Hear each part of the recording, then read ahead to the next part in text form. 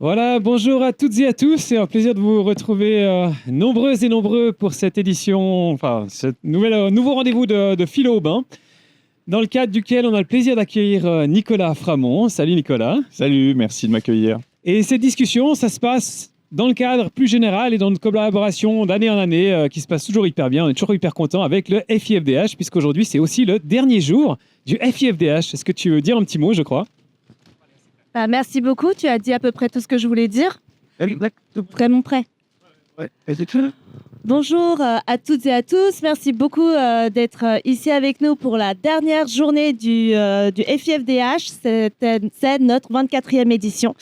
On est vraiment très heureux de continuer ce rituel d'année en année avec les Bains des Paquis qui nous accueillent pour une discussion et une rencontre, cette année avec Nicolas Framont. Merci beaucoup de vous être levé et d'avoir confronté le vent pour être avec nous dans cette jolie yourte. Voilà. Super. Alors, comme je disais tout à l'heure, que vous soyez en ligne ou ici dans l'arène, dans la fosse, n'hésitez pas à lever la main pour poser vos questions. Donc, Nicolas, peut-être avant toute chose, est-ce que tu pourrais te présenter, nous dire un peu qui tu es? Oui, bien sûr. Merci beaucoup de m'avoir invité. Merci d'être venu un dimanche matin à braver le vent. Ça me fait très plaisir. Je suis donc Nicolas Framont. Je suis co-rédacteur en chef d'un magazine en ligne qui s'appelle Frustration, que j'ai co-créé il y a une dizaine d'années maintenant et qui est un magazine de critique sociale pour le grand public. Donc, c'est ce qu'on appelle du journalisme d'opinion. On défend un point de vue. On ne se contente pas de rapporter des faits, même si les faits, la justesse et la vérité font effectivement partie de notre éthique. Mais on a des objectifs politiques de changement social à travers nos textes, à travers notre style d'écriture, à travers nos discours. Donc ça, c'est ce que je fais principalement. Je fais ça 4 jours par semaine et le 5e jour, je travaille dans une épicerie de producteurs locaux en Charente-Maritime, là où j'habite, en France. Voilà. En tant que vendeur? En tant que vendeur, exactement. Excellent. Donc, deux activités très différentes. Dans quelques minutes, on va partir de ton livre, San Luigi, comment répondre à la violence du capitalisme. Juste avant d'y arriver, plus spécifiquement à ton livre et puis aux idées qui en émergent, comment est-ce que tu es venu à t'intéresser à cette question de violence du capitalisme, voilà, à ces questions de manière générale? En fait, c'est vraiment pas tant par goût de la réflexion philosophique, même si c'est quelque chose qui m'intéresse par ailleurs, mais c'est plus que cette question de la violence s'impose à nous. Qu'on soit pour ou contre la violence, elle est là. La violence, elle est là dans le système capitalisme. Le système capitaliste est basé sur la violence, c'est étendu grâce à la violence, et donc on est obligé de composer avec cette réalité. Et face à cette violence d'en haut, la question qui s'est toujours posée à celles et ceux qui voulaient changer la société, c'est nous, d'en bas, qu'est-ce qu'on fait? Comment on répond? Est-ce qu'on doit répondre? Et est-ce qu'on doit répondre comme eux, différemment d'eux, et à quel prix? Et pour ça, moi, une question qui m'a toujours intéressé, mais qui est vraiment liée là, cette fois-ci, à une autre expérience professionnelle, qui est une expérience de syndicaliste, puis ensuite de conseiller pour les syndicats. Donc voilà, moi, c'est une autre de mes étiquettes, mais que je fais moi maintenant, c'est d'être expert pour les comités d'entreprise en France, expert en santé au travail. Et moi, en fait, je conseille et je forme les syndicalistes sur comment on défend la santé au travail. Et en fait, comment on défend la santé au travail, c'est le résultat d'un rapport de force. Et cette question du rapport de force m'a toujours intéressé, mais vraiment sur un plan pratique, sur un plan concret. C'est face à la violence que tu reçois de la part d'une direction d'entreprise dont l'objectif, qu'on le veuille ou non, est le profit, après ils vont l'assumer ou pas, comment tu fais pour faire entendre ta voix? Et cette question-là, elle est absolument centrale. Et si on ne se la pose pas, et malheureusement elle est assez peu posée, moi je trouve, on est condamné à subir la violence sans rien pouvoir faire de plus, quoi. Donc moi, c'est d'abord par rapport à des expériences pratiques de syndicalistes que je me suis posé la question, pas tant de la violence, on va revenir là-dessus. Moi, le terme de violence, en fait, je m'en mets à distance, puisque la violence, elle est toujours définie d'en haut. Et puis la violence, il y a un enjeu de définition qui est trop compliqué. On n'a pas tous la même définition de la violence. Et souvent, du coup, si on commence cette discussion en disant violence ou pas violence, en fait, on va passer 1 heure à essayer de définir ce qu'est la violence avant de pouvoir aborder le sujet. Donc moi, en fait, la question que je pose, c'est celle du rapport de force. Qu'est-ce qui fait que ton interlocuteur a plus d'intérêt à t'écouter qu'à ne pas t'écouter. C'est ça le rapport de force. Et tu peux établir un rapport de force avec des méthodes non violentes. Et moi, je pense que d'ailleurs, c'est ces voies-là qu'il faut privilégier. Mais c'est vraiment d'abord cette question-là du rapport de force qui m'intéresse en tant que citoyen, en tant que travailleur, et du coup ensuite en tant que auteur, puisque c'est ce que j'ai fait dans le cadre de ce livre-là. Alors, on va y arriver. Tu t'ouvres déjà beaucoup de pistes qu'on va aborder dans quelques minutes. Mais juste avant d'y arriver, partir de ton livre et puis de l'affaire qui est au cœur de ton livre, Luigi Mangione, qui ici est érigé ou pas en saint. On y reviendra aussi dans quelques minutes. Peut-être pour celles et ceux qui sont peu familiers avec cette histoire de Luigi Mangione, qui a fait un peu la une de pas mal de médias ces derniers temps, est-ce que tu pourrais peut-être nous remettre un peu les faits, les circonstances? Qui était ce Luigi Mangione? Pourquoi s'intéresser à lui? Qu'est-ce qu'il a de singulier? Enfin bref. Oui, bien sûr. Donc pour le contexte, aux États-Unis, d'ailleurs comme en Suisse, on a un système assurantiel de santé privé. Le système américain est particulièrement dégradé, extrêmement inégalitaire, enfin le système états-unien est extrêmement inégalitaire, avec des entreprises privées qui en fait se font leur profit sur le dos des besoins essentiels des gens que sont la santé. Et c'est dans ce contexte que le PDG d'une des plus grosses entreprises de santé privée des États-Unis, United Healthcare, a été assassiné en pleine rue à New York alors qu'il se rendait à son assemblée générale d'actionnaires. Et en fait, ce qui m'a intéressé dans cette histoire, c'est que l'assassin, avant même qu'un premier suspect soit arrêté, donc le premier suspect c'est Luigi Mangione, qui est un homme de 27 ans maintenant, d'un milieu plutôt aisé, assez sans histoire et en aucun cas lié à un quelconque mouvement politique, que ce soit d'extrême gauche ou d'extrême droite. Avant même qu'il soit connu, le tueur était devenu une figure populaire aux États-Unis, c'est-à-dire sur les réseaux sociaux comme ailleurs, les gens avaient une opinion très majoritairement favorable envers son acte, c'est-à-dire pas tant de dire j'aurais fait la même chose, mais je comprends qu'il l'ait fait. Et ce fait-là m'a particulièrement interpellé, puisque dans les sociétés occidentales, mais d'ailleurs dans la plupart des sociétés humaines, le crime, le meurtre reste un tabou, reste unanimement réprouvé.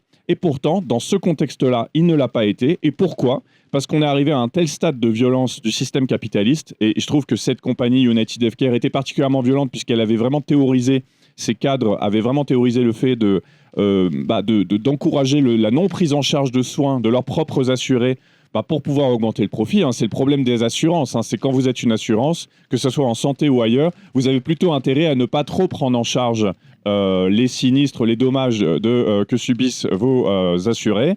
Et vous avez plutôt intérêt à les faire payer le plus possible et les rembourser le moins possible. Ça, c'est le problème. Mais il se trouve que là, ça a été le cas sur des soins vitaux. Et que donc, aux États-Unis, on estime à plusieurs dizaines de milliers de personnes le nombre de gens qui meurent à cause de ce système. C'est-à-dire qui auraient pu être soignés et qui ne l'ont pas été.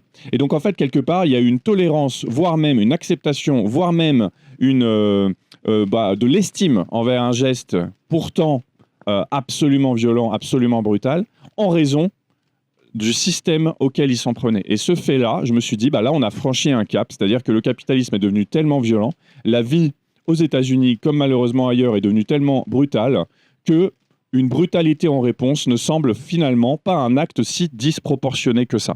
Ça, c'est une affaire qui m'a beaucoup intéressé. Et donc, il y a eu une sorte de cavale de ce tueur présumé. Et ensuite, une arrestation, Luigi Mangione.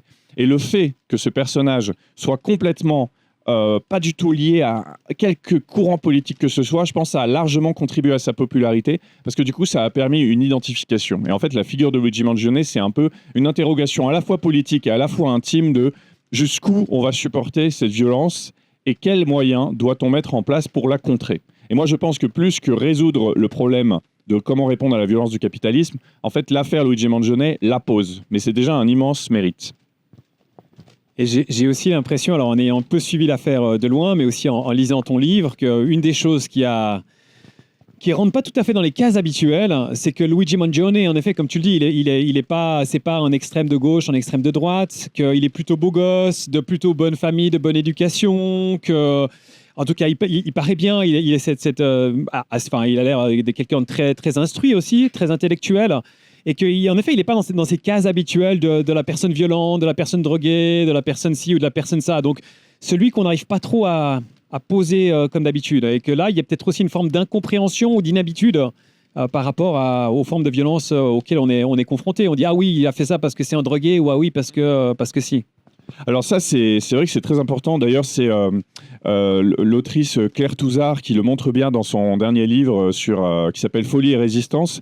Elle montre vraiment que les rebelles ont toujours été psychiatrisés, quoi. C'est-à-dire que dès que tu te rebelles quelque part, que ce soit dans ton travail, que ce soit dans ta famille, on te dit mais c'est parce que tu vas mal, c'est parce que tu es trop sensible, c'est parce que tu es trop qu'il y a quelque chose de pas réglé en toi, etc. Et donc cette psychiatrisation de la folie fait que du coup, tous les auteurs de violence ou en tout cas de résistance, on va toujours les ramener à une sorte d'explication unicausale qui va rassurer l'ensemble du système parce qu'on va se dire ok, cette personne a commis cet acte de résistance-là pour telle et telle raison. Et c'est vrai que dans le cas de Luigi Mangione, il est difficile de trouver les raisons et en fait, ça reste un mystère, hein, parce qu'encore une fois, c'est quelqu'un qui ne s'est pas exprimé, encore une fois, sur le fond de l'affaire. À ce jour, il est présumé innocent, donc ça, c'est aussi important de préciser. Mais donc, c'est une sorte de mystère, et ce mystère le rend inquiétant. C'est-à-dire que si des jeunes gens de bonne famille, de la classe moyenne supérieure, voire de la petite bourgeoisie états-unienne, ou d'ailleurs diplômés, peuvent, en fait, après, alors vraisemblablement, c'est quelqu'un qui se posait beaucoup de questions, mais plus des questions, encore une fois, dans des termes très répandus. C'est-à-dire que c'est quelqu'un qui était dans une quête spirituelle. À quoi sert la vie? Qu'est-ce qu'on fait là? Comment supporter les injustices? Qu'est-ce que je peux faire en tant qu'individu? Et il a cherché sa voie, il est parti au Japon, il a voyagé en Asie avec son sac à dos, comme énormément de jeunes gens de la petite bourgeoisie occidentale. Son parcours est d'une banalité affligeante, hein, presque. Et pour autant, à la fin, il semblerait qu'il ait tiré des conclusions absolument radicales. Et ça, c'est très inquiétant, parce que si des gens ordinaires, quand je dis ordinaire, attention, hein, c'est quand même quelqu'un de blanc, de diplômé, aisé, donc il est ordinaire et extraordinaire en même temps. Moi, je dis c'est un peu, il a une normalité anormale. Mais pour moi, c'est un peu le personnage de série états-unienne. Vous savez, on nous présente toujours une sorte de classe moyenne, blanche, très valide, etc., comme étant la norme, alors que ce n'est pas du tout la norme dans une société aussi inégalitaire que les États-Unis. Mais par conséquent, Luigi Mangione est une figure presque familière, parce que c'est un personnage de fiction. Et ce, pour l'ensemble du monde, puisque les États-Unis ont réussi à imposer quand même leur image dans l'ensemble du monde. Donc cette figure, elle est inquiétante, elle est mystérieuse et elle permet l'identification. Si on avait quelqu'un qui, depuis son plus jeune âge, avait été biberonné à des théories d'extrême gauche ou d'extrême droite, alors on aurait pu se dire « Ok, c'est ce genre de personne, on voit tout à fait à qui on a affaire ». C'est pas très inquiétant. Et puis par ailleurs, ça veut dire que pour être Luigi Mangione, pour penser comme lui, il faudrait être très socialisé à un certain courant et donc finalement être très minoritaire dans la société. Et c'est pas le cas. Et donc quelque part, c'est quelqu'un qui vient populariser, qu'il le veuille ou non, la question de la résistance et de la question de comment on rend les coups et faut-il rendre les coups. Et c'est pour ça que ce personnage m'intéresse particulièrement. Et vraiment, moi, je m'inscris en faux contre... Il y a eu des tentatives pour dépolitiser Luigi Mangione, ça a été de dire non, en fait, c'est devenu une icône pop en raison de sa plastique, de son physique, etc. Et en fait, quand les gens croient faire de la politique en diffusant sur Internet des mèmes de Luigi Mangione, en réalité, c'est que de l'érotisme. L'érotisme, c'est politique. Énormément de figures révolutionnaires ont été érotisées par le passé. Dans l'érotisme, dans le désir, s'exprime aussi notre volonté d'autre chose. Et il se trouve que, moi, je pense quand même que l'érotisation de Luigi Mangione est politique dans le sens où c'est bien parce qu'il a commis cet acte-là que c'est une figure aussi populaire. Et je le redis, hein, en fait, il était populaire. Le tueur de United Healthcare était déjà populaire avant même qu'on connaisse son visage, son physique, ses pectoraux, tout ce que vous voulez. Ce qui est aussi peut-être rajouter un petit côté, on parle aussi souvent de son sourire un peu narquois, un peu mystérieux. Et puis ce qui est aussi beaucoup questionné, c'est qu'il s'est attaqué en effet à ce PDG de United Healthcare. Plutôt qu'un politicien, plutôt qu'un responsable. Voilà, c'est aussi un peu une attaque directe à en tout cas un certain système. Système capitaliste, on pourrait dire, en effet, plutôt que le système des décideurs. Parce que jusqu'au-là, on avait plutôt l'habitude des gens qui s'attaquent alors à Trump ou avant lui à JFK ou à des politiciens. Absolument. En fait, ça, c'est très intéressant aussi. C'est-à-dire que moi, ça m'intéresse comme, on va dire, quelqu'un qui réfléchit à la question de la lutte des classes.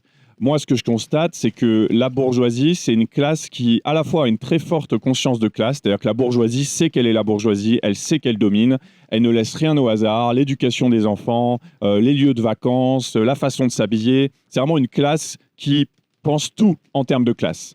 Et en même temps, c'est une classe qui s'invisibilise le plus possible aux yeux du monde. C'est-à-dire que ça l'arrange très bien que ce soit des responsables politiques qui portent le chapeau de tout ce qui arrive dans le monde. Ça lui arrange très bien qu'on se flagelle mutuellement, on se reproche mutuellement le réchauffement climatique plutôt qu'on lui reproche à elle. Et donc cette classe dominante-là, elle essaie de ne pas exister à nos yeux. Alors il y a des endroits où on la voit plus qu'à d'autres endroits. C'est vrai qu'à Genève, on voit plus, hein. Moi ça m'intéresse comme ville parce qu'il y a les grands hôtels. Moi j'aime beaucoup quand j'ai l'occasion de croiser des vrais bourgeois en chair et en os, ça alimente beaucoup ma réflexion. Donc évidemment quand je passe à Genève, j'essaie de regarder les hôtels, les voitures, ça m'intrigue. Mais moi, je viens d'une petite ville française où la bourgeoisie, elle n'existe pas. On a une petite bourgeoisie localement qui a du pouvoir, mais la grande bourgeoisie n'existe pas dans l'esprit des gens. Et c'est valable aussi aux États-Unis. En fait, le système, ceux qui dirigent nos vies véritablement, c'est pas tant les classes politiques que bien la classe dominante économique. Et celle-ci, on la voit pas. Et en fait, le meurtre de Brian Thompson, ça a aussi visibilisé la question de qui est responsable de ce qui nous arrive. À son corps défendant. Et aux États-Unis, ça a d'ailleurs vraiment créé un énorme débat sur la violence des assurances santé. C'est-à-dire qu'il y a eu des appels à témoignages par tous les journaux, toutes les chaînes de télé, et il y a eu une véritable libération de la parole sur la violence du système de santé. Cette violence qui, vous avez votre frère ou votre mère qui décède à l'hôpital et on vous envoie une facture de $20 000 pour lequel vous allez être endetté à vie comme 500 000 États-Uniens par an.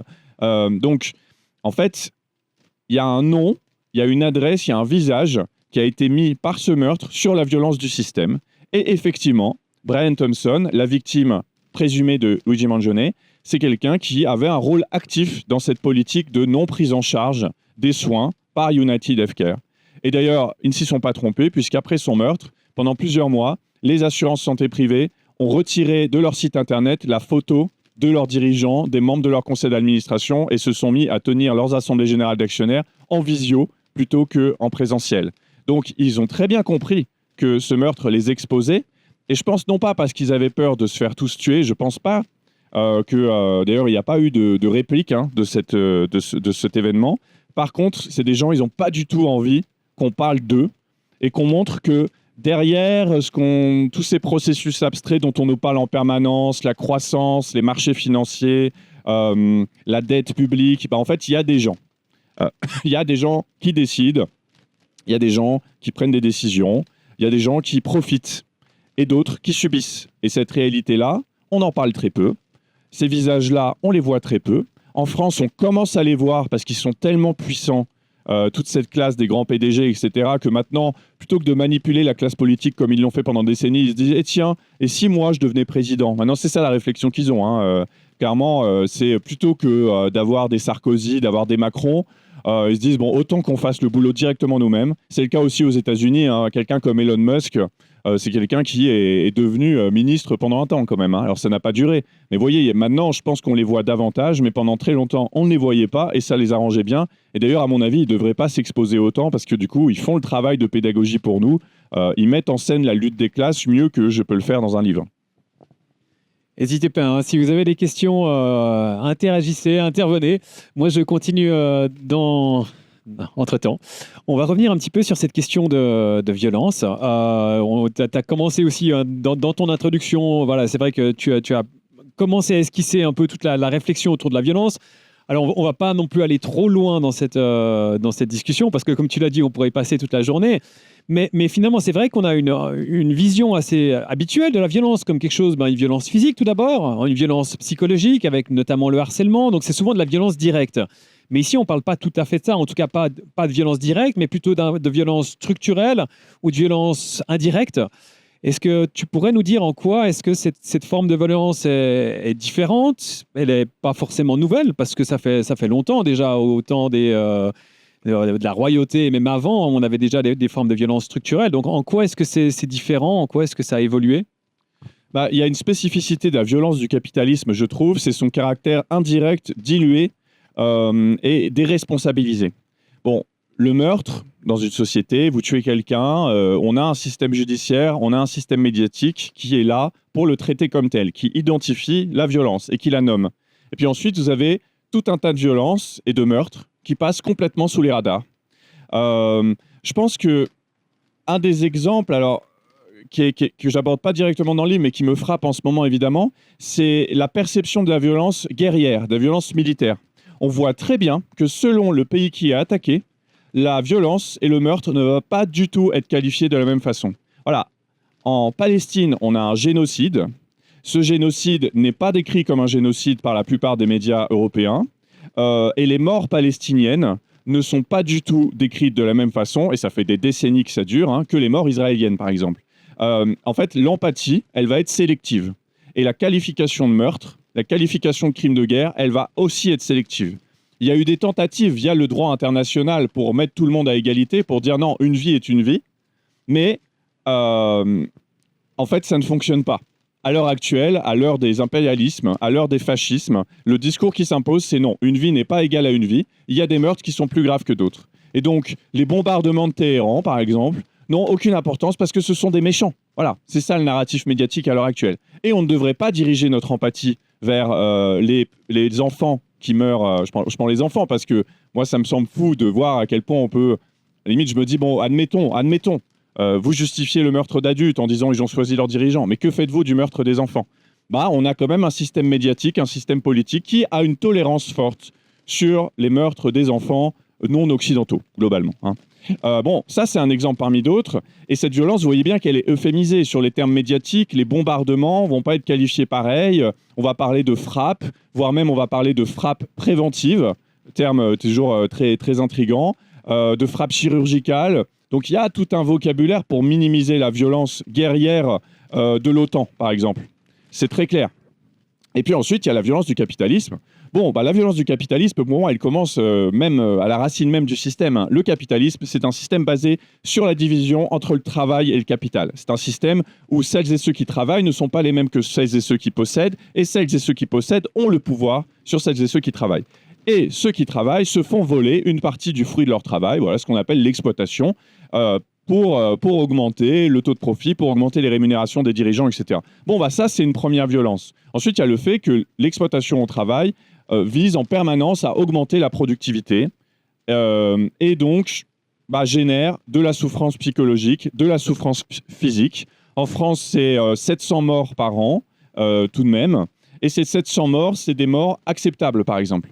C'est-à-dire qu'on en parle, mais ça ne fait pas la une des journaux. Ce n'est pas vu comme des meurtres scandaleux quand ça arrive dans le cadre du travail. Parce qu'en fait, il y a une acceptation que le capitalisme est violent, que ce système requiert des morts. Ces morts, elles ne vont pas être qualifiées comme telles. Elles vont être banalisées et elles vont être déresponsabilisées. Ça, c'est très important. C'est que quand le capitalisme produit de la mort, donc par exemple la non prise en charge de gens qui sont pourtant assurés, par exemple l'empoisonnement via l'agro-industrie de toutes ces personnes qui vont avoir des cancers, la violence, ce qu'on appelle la violence chimique, les accidents du travail, les burn-out qui mènent à des suicides. En fait, ça va être très dur dans le système judiciaire tel qu'il est conçu actuellement de remonter la chaîne des responsabilités. C'est très rare, ça n'arrive jamais d'ailleurs que des dirigeants d'entreprise soient condamnés en France à de la prison parce que des gens sont morts dans leur entreprise. Le procès le plus important qu'il y a eu ces 10 dernières années, c'est le procès des dirigeants de France Télécom, entreprise publique de télécommunications devenue entreprise privée au forceps, avec une politique consciente de mise sous pression psychologique des gens pour les faire partir par la porte ou par la fenêtre, comme disait le PDG de l'époque. Le procès France Télécom, c'est avant tout un procès qui a déresponsabilisé. C'est des gens extrêmement riches, pour vous dire, qui s'en sont sortis avec 3 000 € d'amende. Donc, voilà. Et en fait, pourquoi ? Parce que notre système judiciaire ne prend en compte que le meurtre direct et le meurtre indirect, ce que moi j'appelle la mort donnée par PowerPoint, c'est-à-dire vous avez des consultants qui viennent dans toutes les entreprises et banques du monde et qui disent voilà, on va virer tant de personnes, ça va avoir telle conséquence, et qui arrivent via des magnifiques présentations PowerPoint à vous montrer que finalement c'est très bien et qu'à la fin c'est même mieux. Et moi c'est ce que j'ai constaté en étant conseiller pour les syndicats. J'intervenais pendant des plans de licenciement collectif, qui est un acte de grande violence et qui va sans doute provoquer des morts, puisque le chômage de longue durée, en France comme ailleurs, provoque des dépressions, provoque des divorces, provoque de l'alcoolisme, provoque des morts. Mais en fait, ces décisions, elles étaient annoncées limite comme une fête. Et ça, je trouvais ça incroyable comment, avec énormément de moyens, vous arrivez à faire passer de la violence pour, aux limites, de la bienveillance. Et ça, c'est rendu possible par tout le talent rhétorique et tous les gens qui sont payés par le système capitalisme pour invisibiliser la violence, pour la déresponsabiliser, c'est-à-dire dire à la fin, c'est la faute à personne, c'est les marchés financiers, c'est la croissance, c'est la concurrence internationale. Personne n'y peut rien. Et ça, ce narratif-là, c'est beaucoup imposé en France comme ailleurs, et fait que du coup, ces gens s'en tirent à très bon compte, et ça a un double intérêt. D'abord, ils peuvent se regarder dans la glace le matin, et je pense qu'ils n'ont aucune difficulté à le faire. Je pense que c'est des gens qui se trouvent géniaux, malgré la violence qu'ils infligent, et ensuite, ils ne sont pas comptables de ce qu'ils ont commis. Et donc, ça élimine pour eux le risque de rébellion, le risque de révolution, qui est un risque réel sur le papier. Quand vous avez une petite minorité de la population qui profite de la détresse plus ou moins forte de la majorité, historiquement, ça a souvent mené à des changements défavorables à la minorité. Mais en fait, tant que la minorité est invisibilisée, tant que les conséquences de ces décisions et surtout tant que la chaîne de responsabilité, elle n'est pas décrite comme telle, alors effectivement, ils peuvent dormir tranquilles. Merci. Alors, plusieurs éléments de réaction. C'est vrai que tu as mentionné, alors il y a déjà un petit moment, le fait qu'on ne réagit pas de la même manière par rapport aux morts, parce que, je reprends un peu schématiquement ce que tu disais, parce qu'il y a certains qu'on considère comme des gentils ou certaines actions plus ou moins valables que d'autres. Après, je me demande dans quelle mesure, finalement, c'est qu'une petite partie de l'histoire, parce que y a aussi énormément de conflits dont on ne parle absolument jamais. Ce qui se passe au Soudan, notamment, et combien de fois est-ce que ça a fait la une des médias? On parle très peu, voire de moins en moins de l'Ukraine. Il y a aussi certains conflits qui apparaissent toujours, et je pense pour des bonnes mauvaises raisons en premier, alors que plein d'autres, on n'en parle mais absolument jamais. Ce qui se passe aussi en Afghanistan, et qui sont des situations absolument terribles. Mais donc c'est pas, j'ai l'impression que c'est pas uniquement parce qu'on considère que c'est les gentils et les mauvais, mais qu'il y a aussi d'autres choses dans le fond, peut-être assez complexes, qui font que c'est des choses qu'on ne peut pas voir. En fait, l'empathie et la considération de gravité d'événements est liée à des intérêts géopolitiques et économiques. Donc en fait, par moment, on va nous montrer une réalité parce qu'à ce moment-là, la classe dominante a besoin de justifier des décisions qui les concernent. Et à d'autres moments, on va totalement invisibiliser ça. C'est aussi lié au fonctionnement du système médiatique. Je ne dis pas que c'est qu'un grand plan, c'est que les journalistes, le système médiatique fonctionne par le scoop, par la nouveauté. Donc en fait, il y a des choses qui, quand elles durent depuis longtemps, simplement, on n'en parle plus parce qu'il n'y a rien de neuf à dire. Voilà, et c'est tragique, mais c'est aussi un fonctionnement médiatique. Et encore une fois, oui, moi, je pense qu'il y a du racisme dans tout ça. C'est-à-dire qu'il y a vraiment des vies qui sont... Et ça a toujours été comme ça. Moi, je dis, le capitalisme et le colonialisme créent une hiérarchie des vies valables et des vies non valables. Ça, c'est très clair. Je pense qu'on pourrait même faire une pyramide, mais ça serait macabre. C'est-à-dire que vraiment, les vies blanches et riches... on va en parler, c'est-à-dire ce qui va arriver à la classe dominante, ses peines, ses joies, ses décès. On va même parler des riches qui se crachent en hélicoptère, puisque c'est globalement comme ça qu'ils meurent, vu qu'ils sont toujours en très bonne santé.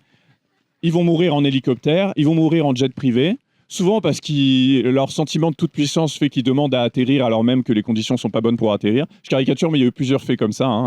Donc voilà, là on va en parler, deuil national, on va parler de leur famille, on va parler de leur chagrin, et c'est normal. Mais on ne va pas faire ça pour tout le monde. Et vous voyez, au fur et à mesure de plus vous êtes pauvre, moins on va vous parler de vous. Si vous n'avez pas de logement, on ne va pas parler de vous. En France, comme en Suisse, comme en Belgique, comme ailleurs en Europe, il y a des gens qui meurent dans les rues chaque hiver et aussi chaque été. Et ils n'ont même pas de sépulture, quoi. Donc en fait, voilà, typiquement, on voit que les villes les plus pauvres n'ont pas d'importance. Les réfugiés qui traversent la Méditerranée, c'est des morts dont on ne parle pas, qui ne sont pas si graves. Donc en fait, il y a une hiérarchie des vies valables. Et puis ensuite, sur le traitement des conflits, je pense qu'il faut rajouter, il y a cette dimension-là, il y a des vies plus valables que d'autres. Et puis, il y a des opportunités. C'est-à-dire qu'à un moment donné, nos classes dominantes ont besoin qu'on s'intéresse à tel conflit pour justifier tel budget militaire. Moi, je suis toujours fasciné en France. Il y a des moments où on nous parle énormément de l'Europe de l'Est en disant « Attention, il faut les aider, c'est tragique ce qui vous arrive. » Et baf, on nous fait voter une augmentation de 5 milliards du budget de l'armée au détriment du budget des hôpitaux. Et donc, ils ont utilisé notre empathie. On s'est dit, mais oui, effectivement. Et puis après, on n'en parle plus du tout. Moi, à chaque fois, je me dis, mais alors, où ça en est en Europe de l'Est? Sont-ils toujours menacés? J'aimerais bien qu'on me tienne au courant, vu qu'on vient de nous prendre 5 milliards d'euros. Bon, c'est des exemples d'autres. Donc pour moi, il y a à la fois la hiérarchie des vies humaines et à la fois l'opportunisme politique qui consiste à mettre en scène la souffrance à tel endroit plutôt qu'à un autre, alors que la souffrance humaine, elle est universelle et toutes les vies se valent. Donc à partir de ce moment-là, si on est cohérent avec ça, effectivement, il faudrait parler de toutes ces guerres, tous les génocides, tous les massacres, etc. Et on voit bien que c'est pas ce qui se passe. Ouais, alors j'ai une petite... Alors, je vous laisse essayer de passer le micro derrière. Hop. Sans arracher la tête de quelqu'un, je vous montre le son, allez-y. Ok, là, Il faut parler assez près. là, ça va mieux? Ouais, ok. Ben, moi, j'avais une question, c'est revenu souvent le rôle des médias et le lien avec la classe bourgeoise. J'imagine qu'il y a un enjeu, enfin moi, c'est ce que je ressens, mais je voulais bien vous entendre là-dessus. Et ensuite, comment on fait pour, pour faire face à la violence et est-ce que... Ouais, quelles sont vos pistes? Merci. Ok. Grande question. Mais alors, la question du système médiatique, à la fois, moi, j'essaie de la traiter et en même temps, je veux pas qu'on... je pense que par moment, on a tendance à se surfocaliser là-dessus. C'est-à-dire, on se dit, quelque part, si on prend le système médiatique, on prend tout parce que, du coup, on arrivera à forger les consciences, etc. Le système médiatique, à la fois, c'est un gros problème. Encore une fois, pour tout ce que j'ai décrit, c'est-à-dire un traitement différencié des vies humaines, et en même temps, il ne faut pas exagérer son pouvoir, c'est-à-dire qu'on n'est pas absolument lobotomisé par un système médiatique. On a tous énormément de recul là-dessus. Il y a énormément d'études qui le montrent. On ne prend pas les infos pour argent comptant. Et je ne sais pas ce qu'il en est pour la Suisse, mais dans le cas de la France, les études montrent que les gens ont énormément de scepticisme vis-à-vis du système médiatique. Et moi, ça me rassure énormément parce qu'il faut avoir énormément de scepticisme vis-à-vis d'un système médiatique quand il est privatisé et qu'il appartient aux mêmes grandes familles qui possèdent aussi des entreprises d'armement, par exemple. C'est le cas en France. Le journal Le Figaro appartient à la famille Dassault, qui est quand même ceux qui conçoivent, réalisent et commercialisent le Rafale, qui est quand même un avion de chasse qui équipe toute une partie des armées du monde. Donc forcément, leur couverture géopolitique ne peut pas être fiable. On a BFM TV, notre chaîne d'infos en continu, qui appartient maintenant à Rodolphe Saadé, qui est un milliardaire qui possède la compagnie CMA-CGM, un des principaux armateurs du monde, qui a tous les porte-conteneurs qui acheminent les marchandises d'un bout à l'autre du globe. Évidemment qu'on doit se méfier de ce que dit BFM TV sur tout ce qui concerne le capitalisme globalement. Donc c'est très important. Ce système médiatique, il doit être contré par d'autres façons de décrire le monde en réalité. Parce que moi, c'est pas tant ce qui m'inquiète avec le monopole du système médiatique capitaliste, c'est pas tant qu'on va prendre leur argent pour leur info pour argent comptant, c'est que par contre, ils définissent un cadre de pensée dominante hors duquel il est dur de s'extraire. C'est-à-dire que si vous n'avez qu'une vision des choses, qu'une seule grille de lecture qui existe dans l'espace public, quand bien même vous avez un rapport sceptique vis-à-vis d'elle, la grille de lecture, c'est le capitalisme, c'est un super système. D'ailleurs, c'est le seul. D'ailleurs, il n'a pas le choix. Et ça tombe bien parce qu'il est calibré pour correspondre à la nature humaine. Voilà. C'est globalement ça. Et ça dit aussi autre chose. Le travail paye. Le mérite fait qu'on peut s'élever socialement. Et donc, globalement, on a tous intérêt à jouer à ce jeu. Voilà. Bon, évidemment que moi, ma grille de lecture, c'est les règles du jeu sont pipées d'avance. Globalement, c'est un système qui reproduit des classes sociales. Il existe des exceptions, mais ça ne retire rien à l'injustice de l'ensemble. Et surtout, la nature humaine mérite mieux, si tant est qu'une nature humaine existe, que ce système qui génère de la souffrance, de la violence, de la hiérarchie. Je pense qu'on peut tout à fait vivre et s'organiser autrement. Bon, ce point de vue, malheureusement, il est peu représenté. Il est peu représenté parce que ceux qui tiennent les rênes du système médiatique, du système universitaire, même du système scolaire, sont plutôt situés au sommet de la hiérarchie sociale, quoi. Donc, effectivement, il faut qu'on ait d'autres vecteurs pour décrire les règles du jeu et donner une autre grille de lecture de la réalité sociale. Pour ça, on a quand même des atouts. Ces 10 dernières années, les choses se sont beaucoup améliorées. C'est-à-dire qu'on a beaucoup plus de médias indépendants. Frustration Magazine en fait partie. On voit qu'on est un média très soutenu, qui est totalement autonome parce que soutenu par ses lecteurs et ses lectrices. Donc ça, c'est quand même une force. On n'y croyait pas forcément il y a 10 ans. On a un système de réseaux sociaux. Les réseaux sociaux, c'est très ambivalent parce que ça appartient pour le coup à des grandes entreprises, à des sombres personnages comme Elon Musk, etc. Et pourtant, c'est des systèmes qui permettent une expression populaire comme il n'y a jamais eu dans l'histoire de l'humanité quasiment, avec énormément de contradictions, énormément d'algorithmes, énormément de censure. Et pourtant, ça a provoqué des révolutions, notamment au Maghreb. Donc c'est quand même pas rien. Et d'ailleurs, le premier réflexe des régimes autoritaires, quand il y a des mouvements insurrectionnels qui commencent, c'est de suspendre les réseaux sociaux. Donc voilà, à la fois, il faut avoir un rapport critique à eux, et en même temps, il faut bien voir que les réseaux sociaux nous permettent de contrer le système médiatique. Et en France, par exemple, Macron rêve vraiment de limiter les réseaux sociaux, de mettre fin à l'anonymat qui y règne, pour que chacun soit comptable de ses propos, pour limiter la liberté d'expression très fortement, parce qu'en fait, ça vient concurrencer le monopole médiatique sur les grilles de lecture. Et la deuxième chose, sur les pistes, je pense qu'on va en parler. Moi, vraiment, cette question, je ne peux pas donner de méthode en disant ça marche, ça marche pas. Par contre, je pense que je peux aider à faire en sorte qu'on se formule la question dans des termes adéquats. Par exemple, moi, je dis, la question n'est pas violence ou pas violence. On ne peut pas trancher cette question-là de façon absolue. Il faut avoir une analyse circonstanciée, contextuelle. C'est-à-dire que selon le pays dans lequel vous vous trouvez, l'entreprise dans laquelle vous travaillez, vous n'allez pas mettre en place les mêmes moyens. Vous n'allez pas avoir le même niveau de radicalité. Quand vous êtes dans une petite entreprise où le dialogue est possible, votre rapport de force, vous l'obtenez par vos mots, par vos arguments. Quand vous êtes dans un pays avec un système démocratique avancé, comme le cas de la Suisse, vous n'allez pas mettre la même chose, en place la même chose que dans un régime autoritaire et présidentiel comme la France, par exemple. Ça ne veut pas dire, j'ai bien compris que le système suisse n'était pas aussi incroyable qu'on le pensait en France. Beaucoup de gens me l'ont d'ailleurs redit hier. Combien il y a aussi des gens qui m'ont dit hier après une conférence, genre tout va bien en Suisse parce qu'en fait on a tous les moyens d'expression. Donc en fait la question de la violence n'est pas un sujet chez nous. Donc en fait votre propos il marche en France mais il marche pas en Suisse. Bon, comme vous êtes nombreux ce soir sous cette yourte, ce matin sous cette yourte, je me dis peut-être que malgré tout ensuite vous êtes intéressé à la question du rapport de force et de la violence. Donc peut-être que le système ne fonctionne pas aussi bien, mais voilà, on a quand même des systèmes différents, donc nos approches doivent différer en fonction du contexte. Donc en fait, vraiment, moi je plaide pour une approche circonstanciée, contextuelle de la question du rapport de force et encore une fois, pas de la question de la violence, puisque la violence peut servir un rapport de force, mais la violence peut aussi desservir un rapport de force. Vous savez très bien, vous avez tous fait cette expérience lors d'un repas de famille où vous êtes en désaccord avec quelqu'un.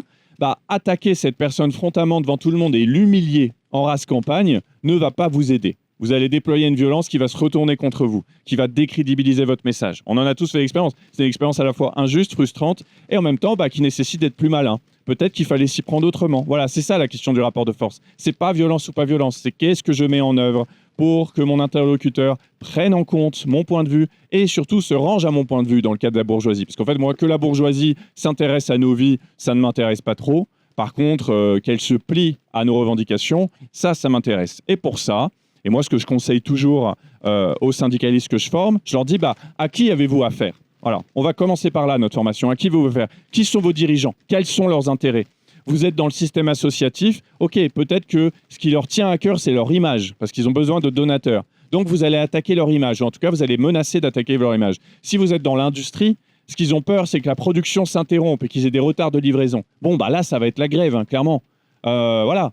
Il y a tout ça qui peut être mis en place, mais encore une fois, une approche contextuelle, circonstancielle, stratégique et mesurée.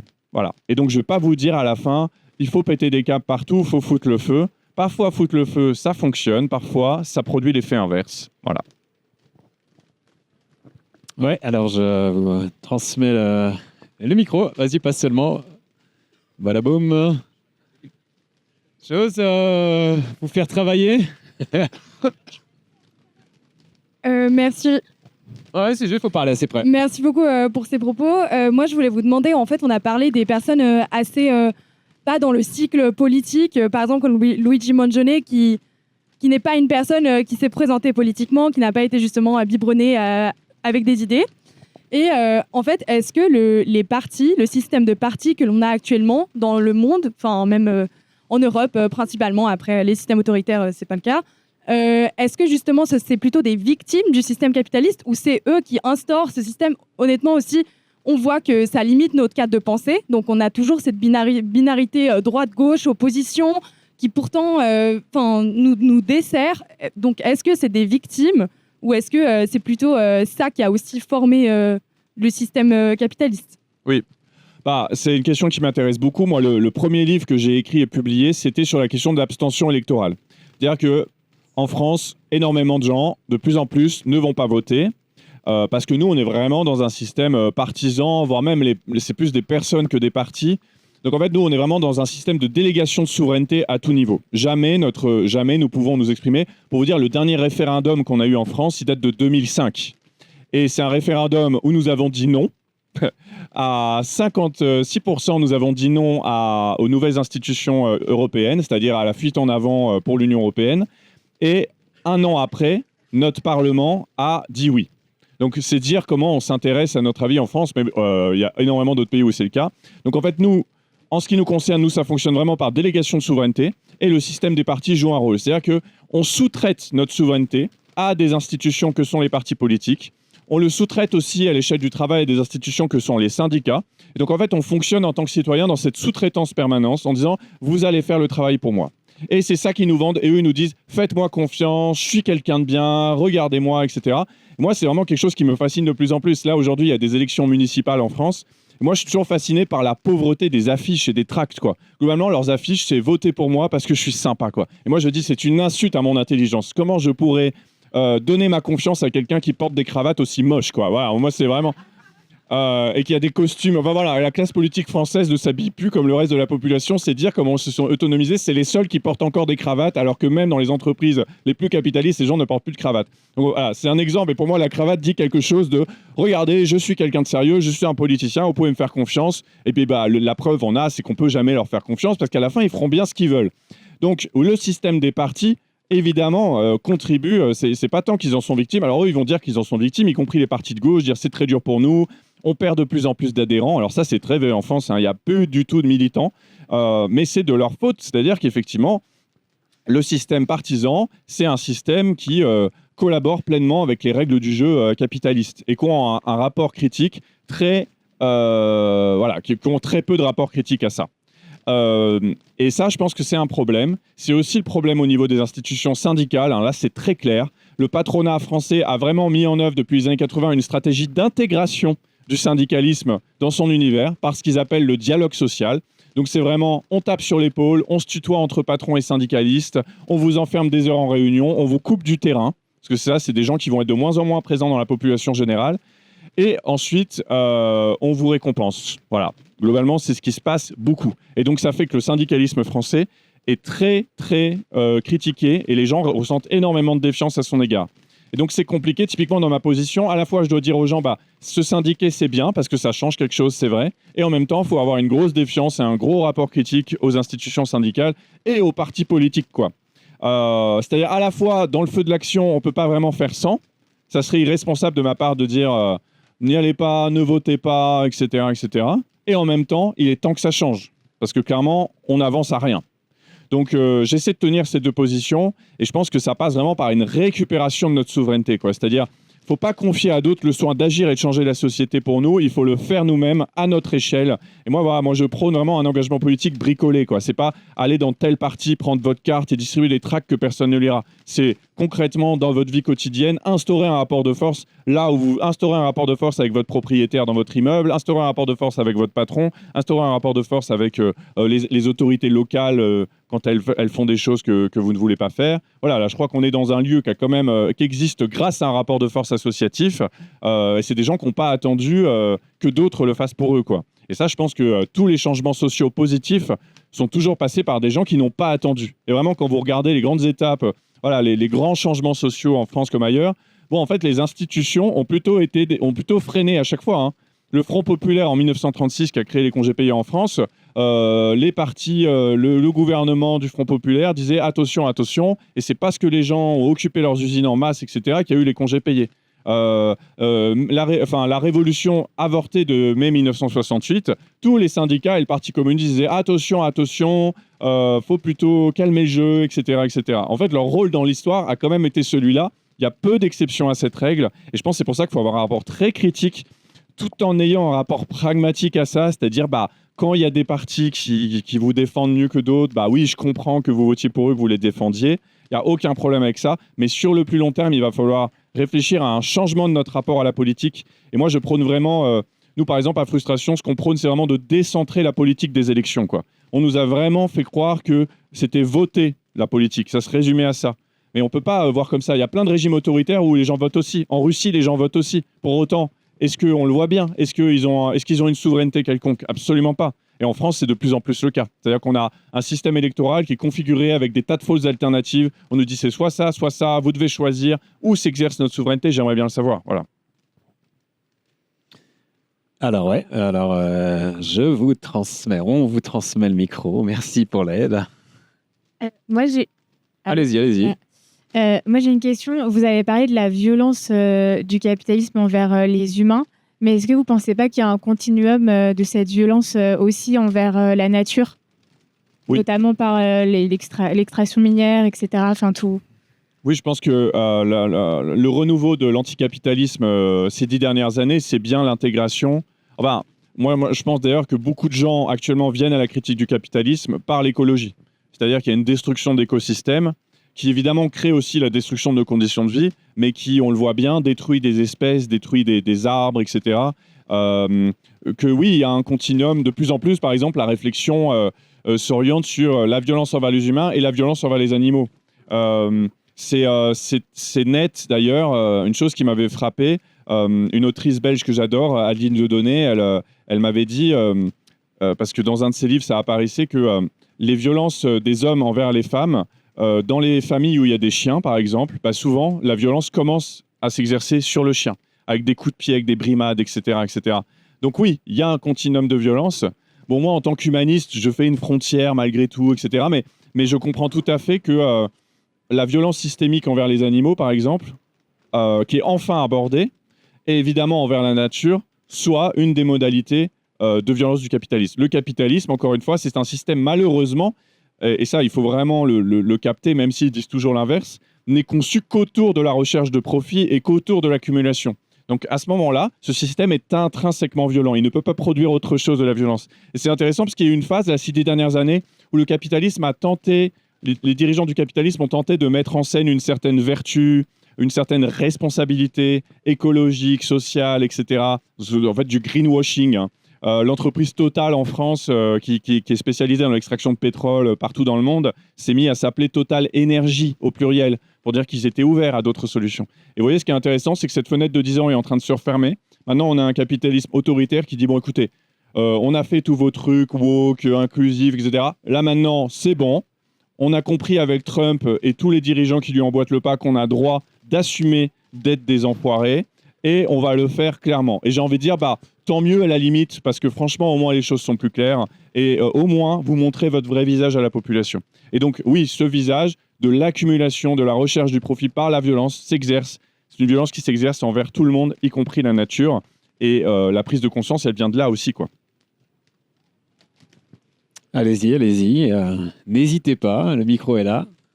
Pour vos interventions. Alors, faut parler tout près du micro. Merci beaucoup pour vos interventions. Alors, je voulais dire Encore plus près, je suis en désolé. Suisse, on a la démocratie directe, mais aussi on est les plus mal notés, enfin, on est très mal notés, en tout cas, pour les lanceurs d'alerte. Surtout s'ils attaquent une banque, il faut vraiment qu'ils soient très, très, très courageux. Ça, c'est pas possible, hein, c'est vraiment difficile. Et ce rapport de force aussi, c'est très difficile à l'inverser. Il y a des tas de gens qui se font assassiner pour défendre des droits humains dans le monde. On en parle très peu. Et même Nestlé, par exemple, avec ses histoires d'alimentation pour bébés, qui a sucré, n'est-ce pas? Ça fait un scandale, mais en fait, ils se portent très bien quand même. Et on est tous... moi aussi, je suis une actionnaire Nestlé, j'ai un fonds de pension. Alors, c'est très difficile. Je veux dire, comment on fait pour... parce que finalement... Non, avec le négoce Genève, on a reçu des impôts 1 milliard, je ne sais plus combien, 200 000, je ne sais plus combien c'était. Donc, moi, je ne paye pratiquement pas mes transports publics grâce à ça. Vous voyez ce que je veux dire? Il y a un avantage qui est donné, et alors c'est difficile. Alors, on fait des petits progrès, bon, avec le respect pour les multinationales responsables, mais ça avance à tellement petits pas. Alors, je ne sais pas, je me sens des fois très démunie par rapport à toutes ces situations. Voilà, c'est ça que je voulais partager, puis de savoir comment faire pour renverser cette tendance. Bon, déjà, c'est très important de nommer, quoi. Vous avez parlé de Nestlé, effectivement, il faut parler de Nestlé. Une entreprise qui est mêlée à de multiples scandales. En France, ça va être le scandale des eaux minérales, c'est quand même fou. En fait, on se rend compte que la Perrier, à se demander s'il faut la boire, hein, et pourtant ça passe globalement sous les radars. C'est-à-dire que c'est des gens, ils bénéficient d'une impunité judiciaire et médiatique hallucinante, hein. Ils ont passé des accords avec le gouvernement français. Enfin, voilà. Donc oui, parlons de Nestlé, parlons de ce capitalisme qui, en fait, je pense que selon le pays dans lequel on se trouve, c'est vrai que c'est intéressant de voir quelles sont les contradictions dans lesquelles on est mis. Parce que le capitalisme, mais ça c'est tout le monde, le capitalisme nous entraîne quand même, alors certains plus que d'autres évidemment, mais quand même dans son marasme. La première chose, je pense qu'on ressent tous, ça va être sur la question textile. En fait, on porte des vêtements dont on sait qu'ils ont été faits à l'autre bout du monde par des gens mal payés et que c'est pour ça qu'ils sont faits à l'autre bout du monde, hein. L'industrie textile, elle a longtemps été localisée dans le cas de la France, dans le nord de la France. Il y a eu d'immenses délocalisations. Pourquoi ? Pour éviter de payer les gens décemment, pour éviter d'avoir à respecter des conditions de travail. Et le plus gros accident industriel récent du capitalisme, c'est 2013, l'effondrement du Rana Plaza, un immeuble de confection textile à Dhaka au Bangladesh. Et ben, les entreprises européennes mêlées à tout ça s'en tirent à bon compte. Parce qu'en fait, la mondialisation permet aussi cette déresponsabilisation. Je vous disais, il y a une déresponsabilisation. C'est particulièrement dans un capitalisme mondialisé. En fait, vous allez pouvoir jouer sur le différentiel de loi pour invisibiliser votre responsabilité dans ce qui va arriver. C'est-à-dire qu'un immeuble se serait effondré quand même avec 1000 personnes mortes en France ou en Suisse. Là, je pense qu'il y aurait eu quand même des condamnations assez lourdes. Le fait que ça se passe loin, dans un régime qui protège ces entreprises-là, etc., ça pose des problèmes. Donc en fait, on est embarqué là-dedans. Mais moi, je voudrais commencer par dire ça. Oui, on est tous embarqués là-dedans. Certains plus que d'autres. Mais ça, déjà, il faut faire le deuil de ça. C'est-à-dire que s'extraire du capitalisme, aller vivre dans les montagnes, etc., en autonomie, certains veulent le faire. Certains le font. En France, certains le font. Ils vont le faire en Ariège, ils vont le faire en Ardèche, dans la Drôme, etc. C'est très compliqué. C'est pas donné à tout le monde. D'ailleurs, souvent, ceux qui arrivent à le faire ont en fait eu des ressources économiques, culturelles qui leur permettent de faire. Donc, en fait, c'est infini, ce problème. On est tous dedans. On a tous un pied dedans. Voilà. Certains ont un orteil, d'autres ont les deux jambes. C'est particulièrement vrai dans des centres de commandement du capitalisme mondial. Donc la Suisse en est un. La Suisse est une place forte du système financier. La Suisse permet une impunité quand même pour toute une partie des capitalistes de la Terre, quoi. Donc en fait, vous êtes à une place particulièrement stratégique. Alors on peut le voir de deux façons, quoi. C'est-à-dire, c'est triste parce que du coup, on se retrouve à collaborer malgré nous et à bénéficier de ces gains-là. Oui, c'est sûr. Moi, je viens d'un pays, la France, qui a bénéficié, qui a été un des plus gros et des plus terribles systèmes coloniaux sur Terre, quoi. Du coup, oui, il y a énormément de choses partout. Moi, je viens du sud-ouest de la France. Les beaux ensembles architecturaux de La Rochelle, de Bordeaux, etc., ont été construits sur le sang des esclaves, quoi. Et c'est que maintenant que ça commence à être dit, hein. C'est timide. Donc déjà, le dire, c'est une première chose. Et puis ensuite, qu'est-ce qu'on fait de ça ? Bon, moi, je pense que ce qu'on peut faire de ça, c'est de se dire, apparemment, pendant la révolution vietnamienne, Ho Chi Minh, il disait à des communistes français ou européens, qu'est-ce qu'on peut faire pour vous aider ? En gros, est-ce qu'il faut venir combattre à vos côtés ? Il disait non, il faut que vous fassiez la révolution chez vous. Et moi, je suis assez d'accord avec ça. C'est-à-dire que quand on est dans un pays qui est un des centres de commandement du capitalisme mondial, ce qu'on peut faire, bon, alors effectivement, il faut être conscient du fait qu'on collabore, etc. Mais là, bon, qu'est-ce que vous voulez ? C'est vrai, alors on peut essayer de trouver des alternatives bancaires, par exemple. Mais moi, je suis toujours fasciné. Nous, à Frustration Magazine, on avait un compte au Crédit Coopératif qui se prétendait être une banque coopérative. Et puis là, sur la carte bancaire qu'on a reçue, il y a marqué JO de Paris 2024. J'étais là, mais c'est pas possible. Moi, je croyais que c'était un truc vertueux. On paye hyper cher, on achète notre vertu et vous participez au JO, qui a été une immense opération de promotion immobilière, d'exclusion, etc. Donc, en fait, c'est difficile de se sortir de ça. Voilà. Moi, je pense que c'est l'action collective qu'il faut mener.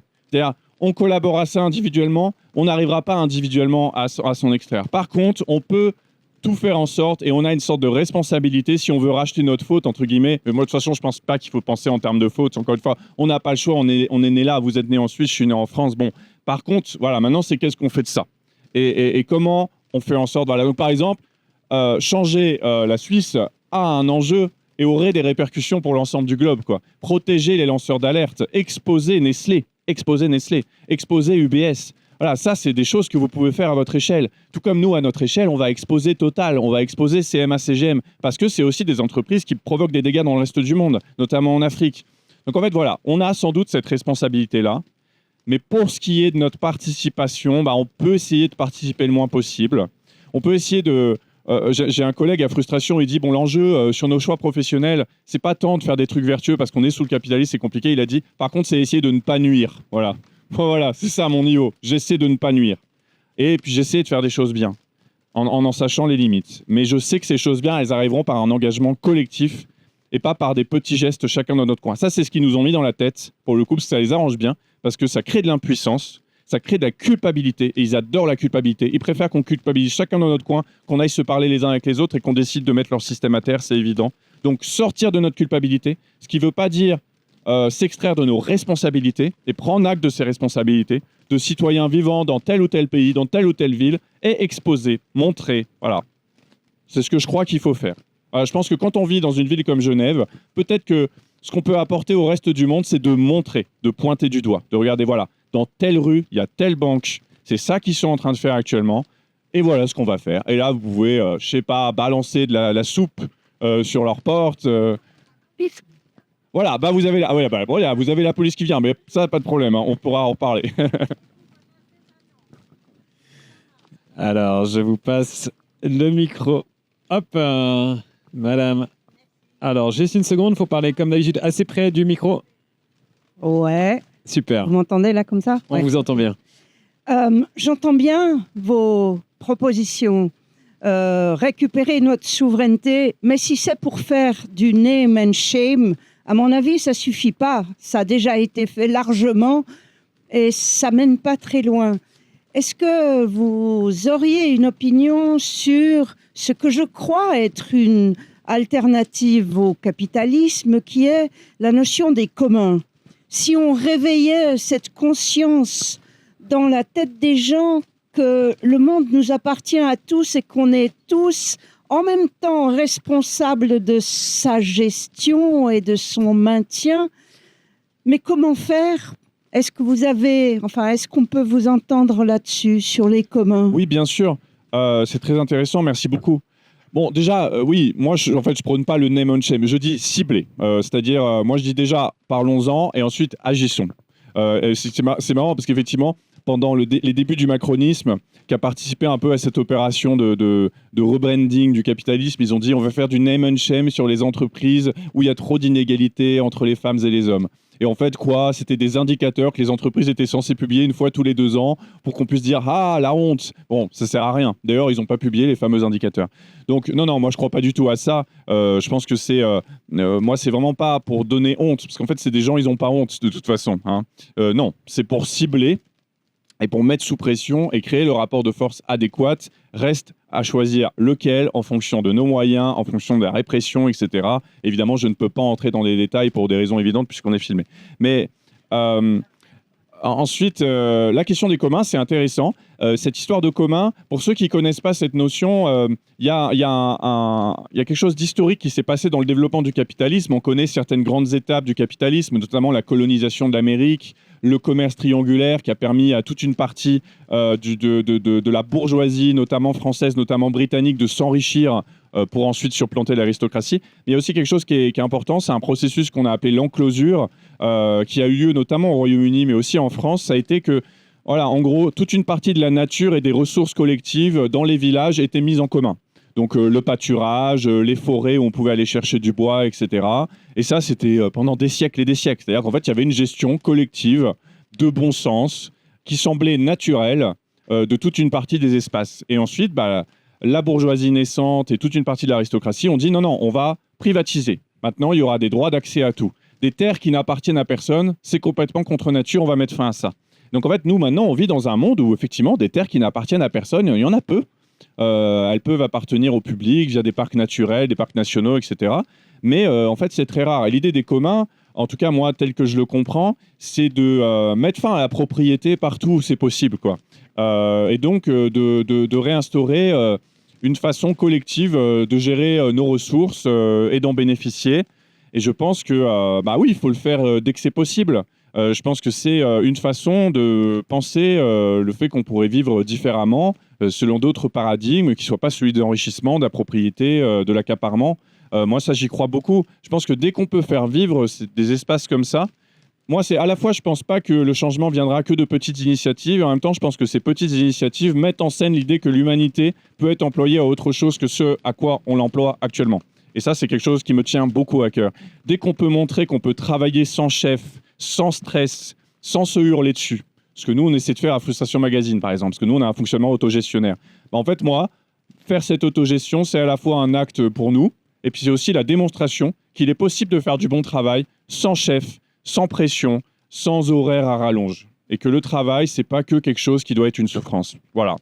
Donc sur les communs, pour moi, c'est un peu pareil. Quand des espaces peuvent être gérés différemment, quand des biens ou des services peuvent l'être, c'est une démonstration du fait qu'on n'est pas condamné à être ce qu'ils essaient de nous faire croire qu'on est, quoi. C'est-à-dire des êtres individualistes, égoïstes, envieux, jaloux, qui ne cherchent que la richesse.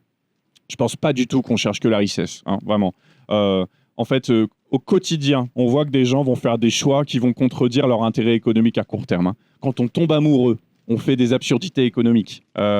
On est capable d'avoir une relation à distance avec quelqu'un qui va vivre à l'autre bout du globe. On va dépenser toutes nos économies en billets de train. Pour des amis, on peut tout lâcher pour aller les aider. Pour des parents, voilà, il y a énormément de gens qui aident leurs parents. Bon, bah, qu'est-ce que ça leur rapporte? Rien, hein. C'est ça la vie humaine en réalité. Et ça, c'est jamais mis en avant. Donc en fait, pour moi, quelque part, le socialisme, l'égalité, ça existe déjà. Moi, toute une partie de mon travail, c'est de le mettre en valeur plutôt que de mettre en valeur tout le reste qui est mis en valeur par les journaux, par les médias, où on va nous montrer que des entrepreneurs qui veulent s'enrichir, qui ont une nouvelle idée, qui vont pouvoir monétiser, etc. Voilà. C'est ça qu'il faut aussi apporter quand on parlait du système médiatique. Oui, je vous passe. Hop. Merci beaucoup. Super intéressant, merci. J'ai compris, je pense, trois mots importants que vous avez sous-cités. Le premier, c'est l'anarchisme. Je pense que c'est un peu la clé tendancielle dans ce que vous dites. Ensuite, le communisme, ou les deux. Et une direction qui serait plutôt d'aller vers un certain convivialisme, pour mieux vivre ensemble, mieux travailler ensemble. Et là, je ne sais pas si vous avez quelques pistes un peu historiques de ce qui aurait pu fonctionner dans le passé, par des mouvements un peu dans ces tendances-là, qui pourraient aujourd'hui nous inspirer et nous donner peut-être des idées pour avancer un peu. Bien sûr, mais en fait, notre histoire est riche et elle l'est encore. Hein, comme je dis, moi, j'essaie à la fois d'avoir en tête des grands exemples historiques et en même temps de montrer des situations réelles de la vie quotidienne où on n'est pas régi par autre chose, où on a des rapports égalitaires et ces rapports égalitaires nous font du bien. Et sur les expériences historiques, bon, en fait, on a effectivement énormément de courants, l'anarchisme, le communisme, le socialisme, qui ont quand même changé l'humanité au cours du XXe siècle, hein, et partout dans le monde. C'est ça qui est intéressant, c'est que ces idéaux égalitaires, ils ont été diffusés partout dans le monde. Il y a eu des partis communistes et des partis ouvriers vraiment partout dans le monde. C'est limite, je me dis, est-ce que c'est pas la chose la plus universelle qu'on partage quasiment, cette envie, cet idéal égalitaire à parler à l'ensemble de l'humanité, ce qui n'est pas le cas de tous les idéaux pour le coup. Parce qu'il y a des différences culturelles qui font que certains idéaux ne fonctionnent pas. C'est le cas des religions, par exemple. Elles ne sont pas universelles. Elles correspondent à un espace géographique et culturel donné. Bon, l'idéal socialiste, égalitariste, ça a parlé à énormément de gens dans énormément de contextes différents. Voilà. Donc, c'est pas rien quand même ce qui s'est passé. Ce qui est difficile, c'est qu'il y a eu des expériences très négatives. Et moi, je les aborde dans le livre. Hein, c'est-à-dire, les expériences révolutionnaires ont aussi laissé de terribles souvenirs. Et donc, quand on est révolutionnaire, on doit regarder ça en face. Voilà, c'est une première chose, c'est qu'en fait, je vais commencer par le négatif, mais en fait, il y a eu les idéaux égalitaires ont été détournés en faveur de régimes autoritaires très forts. C'est-à-dire qu'au nom de l'égalité, on a tué, on a oppressé, on a hiérarchisé la société, et ce, dans énormément de pays du monde aussi. C'est-à-dire que voilà, cette histoire du XXe siècle, c'est à la fois une histoire de joie et c'est à la fois une histoire de souffrance. Et les capitalistes ont eu beau jeu, à la fin du XXe, de nous dire, hop, après la chute du mur de Berlin, vous voyez, on a essayé, mais en fait, c'est plié. En fait, ce qu'on va vous vendre à vous, c'est le capitalisme mondialisé, parce que c'est le seul qui vous garantira la liberté. Ça a été ça, hein, l'équation. Et beaucoup de gens ont accepté ça, en disant, oui, effectivement. Sauf que là, on voit bien, en 2026, dans le monde, non, le capitalisme n'apporte plus la liberté. Le capitalisme s'accommode très bien de régimes autoritaires, et les régimes autoritaires s'instaurent absolument partout. Donc, l'équivalent capitalisme-liberté n'existe pas, alors du coup, il faut réfléchir à l'équivalent socialisme et liberté. Voilà. Et je pense que c'est ça la grande conquête du 21e siècle. Je pense qu'il faut à la fois allier cette quête universelle d'égalité, mais aussi cette quête universelle de liberté. Cette envie d'être autonome, cette envie de pouvoir faire ce que bon nous semble en collaboration avec les autres. Je pense que c'est cet idéal-là qu'il faut réussir, cette contradiction apparente-là qu'il faut réussir à résoudre. Et il y a eu des expériences, et effectivement, les expériences anarchistes ont presque été les plus prometteuses, parce que pour le coup, l'anarchisme, c'est bien l'alliance de l'égalité et de la liberté, quoi. C'est-à-dire, je veux l'égalité, mais je refuse qu'on me hiérarchise pour ça. Je refuse d'avoir des chefs, des tyrans, qui, pour mon bien, vont restreindre ma liberté, notamment d'expression. Ce qui a été le cas vraiment dans la plupart des régimes dits socialistes ont suspendu la liberté d'expression, ont suspendu la démocratie en disant non, la société n'est pas mûre pour qu'on vous demande votre avis. On va d'abord instaurer l'égalité et ensuite on pourra vous demander de votre avis. Voilà, moi, je pense que déjà, il faut se dire, ces expériences transitoires, il n'y a pas d'expérience transitoire valable, quoi. Quand on suspend les libertés, point. Voilà. Quand on banalise la peine de mort, on banalise la peine de mort, point. Donc en fait, mon livre qui semble être une apologie de la violence est notamment un énorme réquisitoire contre la peine de mort dans les contextes révolutionnaires. C'est que je pense qu'on pourra redonner envie de faire la révolution quand on aura montré que la révolution ne rime pas avec des bains de sang. Et quand on l'assumera clairement et que ça fera partie de nos principes. Voilà. Et moi, ça fait partie de mes principes. C'est cet idéal-là que j'essaie de porter. C'est-à-dire que l'idéal de l'empathie envers les humains et du respect de la vie humaine et de la sacralité de la vie humaine, c'est en fait ce qui nous distingue de nos oppresseurs. Parce qu'encore une fois, je l'ai dit tout à l'heure, eux n'ont aucun respect pour la vie humaine, la hiérarchisent en continu. Et nous, finalement, révolutionnaires, égalitaristes, on pense que toutes les vies se valent. Voilà. Et on est même prêt à inclure les vies animales. Voilà. C'est ça, en fait, qu'on doit porter et qu'on doit assumer. Et donc, du coup, on ne doit pas fantasmer le stalinisme en se disant quand même c'était très efficace, l'URSS, c'était pas si mal. C'est un discours que j'entends un peu dans la gauche française, ça m'inquiète un petit peu. Les expériences anarchistes sont intéressantes, les expériences de communes, donc de villes qui ont été gérées pendant quelques temps, selon des règles collectives, d'abolition de la représentation, de mise en commun du travail, de mise en commun des services publics. Évidemment, un des exemples les plus connus, c'est la Commune de Paris, mais ça a duré 2 mois, parce qu'en réalité, c'est vraiment des expériences qui ont été tuées dans l'œuf le plus vite possible, quoi. Ça, c'est très important. Dès qu'il y a un espace de liberté et d'égalité, il faut absolument qu'il soit détruit, parce qu'en fait, c'est la démonstration qu'on pourrait vivre autrement.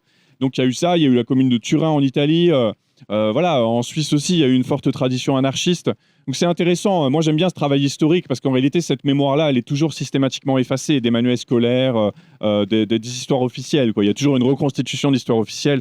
Et donc nous, on essaie aussi à Frustration Magazine de revenir sur ces histoires-là et d'en reparler. Et vous verrez dans notre dernier numéro papier, on en fait un par an. Là, c'est sur la ville. Et il y a tout un article sur les expériences de villes anticapitalistes, quoi, où vraiment, à l'échelle de la ville, énormément de ressources ont été collectivisées. Et on a fonctionné autrement pendant plusieurs mois, plusieurs années. Et c'est la démonstration vivante que c'est possible. Et d'immenses progrès ont été accomplis en quelques mois. Et souvent, d'ailleurs, ont été détruits le plus vite possible, quoi. C'était le cas aussi pendant la guerre d'Espagne, pendant la République espagnole. Voilà. Il y a eu toute une période très riche. Et cette histoire-là, en fait, elle a été balayée à la fois, évidemment, par les partisans du capitalisme et à la fois par les partisans du communisme autoritaire qui n'avaient pas intérêt à ce que cette alternative-là existe. Et donc, clairement, le stalinisme a écrasé dans le sang toute une partie des mouvements anarchistes du monde pour éviter qu'il puisse y avoir une autre alternative que leur autoritarisme, quoi. Donc, évidemment, il faut revivifier cette histoire-là. Et puis, il faut aussi regarder ce qui est autour de nous, dans les actes des gens, dans leur façon de se comporter, est une démonstration vivante qu'on n'est pas régi par l'égoïsme et par l'appât du gain. Voilà. Il nous reste encore un tout petit peu de temps, pas beaucoup. J'arrive tout de suite. Donc, si vous avez une question ou l'autre, c'est le moment. Un truc qui vous chatouille l'esprit, c'est le moment de réagir. J'arrive sur votre question dans 1 seconde et demie. Je voulais profiter d'avoir la parole pour réagir. J'ai réagi sur plusieurs mots de ces derniers quarts d'heure, de cette dernière demi-heure, que je prends un peu décontextualisé. Tu as parlé d'apologie de la violence. Tu as parlé de faire la révolution chez soi. Tu as parlé d'inverser le rapport de force. Et c'est vrai, si l'affaire Luigi Mangione, elle a le côté très positif de visibiliser certaines formes de violence qui restaient assez sous-marines ou assez peu vues, est-ce qu'à l'inverse, il n'y a pas aussi dans la forme de sanctification de ce Mangione une forme de complaisance, on va dire, envers cette violence, de banalisation, de normalisation, de se dire, ben, finalement, la violence, elle est, dans certaines mesures, elle est acceptable, elle est même peut-être souhaitable si les fins sont louables. Est-ce que finalement, si on part dans cette direction, est-ce qu'on ne va pas ressembler à celles et ceux qu'on critique aussi directement? Parce que eux, à leur tour, peut-être, ils ont aussi, ils disent, bah voilà, nous, ce qu'on fait, c'est souhaitable. Finalement, est-ce qu'on voilà, on se transforme pas en ceux qu'on accuse? Oui, c'est tout le problème posé dans le livre. Alors, je précise, la sanctification de Luigi Mangione, il n'y a que moi qui l'a fait. Hein. Elle n'a pas été approuvée par le Vatican. Quand bien même je serais prêt à poser sa candidature, je dis ça parce que l'histoire du christianisme, c'est l'histoire de sanctification de beaucoup de gens très violents. Hein. C'était pas que des saints, pour le coup, hein, paradoxalement. Donc, en fait, voilà. Et en fait, si j'ai appelé le livre Saint-Luigi, c'est évidemment à vocation un peu provocatrice pour interpeller. Mais clairement, parce que je vois que sa popularité est liée à quelque chose qui a aussi dans le christianisme concerné la popularité des saints, c'est-à-dire notamment la dimension sacrificielle, le don de son corps, le don de soi pour une cause supérieure et transcendantale. Et dans une société où les causes supérieures et transcendantales ont été largement balayées, il y a une baisse de la religiosité évidente, puis il y a aussi une baisse des grands idéaux politiques. Quelque part, on va sanctifier cette personne parce qu'on se dit, ouais, c'est la preuve que la vie, elle peut être autre chose que le truc médiocre qu'on nous demande de faire, quoi.